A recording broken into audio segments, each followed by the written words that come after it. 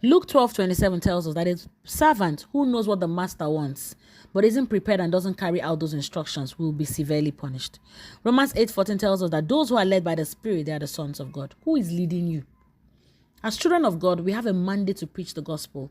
We are not to conform to the ways of the world. When Jesus was speaking about greater works shall we do in John 14, that tells us that we are to walk and we are to do greater works. Jesus says that we should walk while it is day, for the night cometh when no man can walk. John 9:4.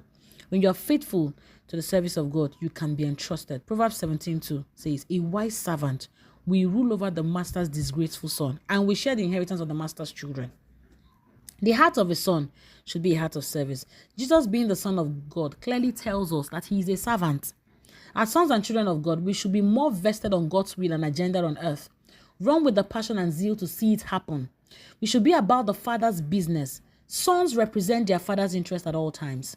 That is the position of a heart who is willing to serve and totally submit themselves for their master's use. The place of sonship is a place of power and authority. It's a place of service. Apostle Paul refers to himself as a slave and servant for Christ. And his writings were hard to understand by Apostle Peter. Apostle Paul tells us that he had an encounter even in the third heavens that he couldn't put down in words. 2 Corinthians 12:2-3.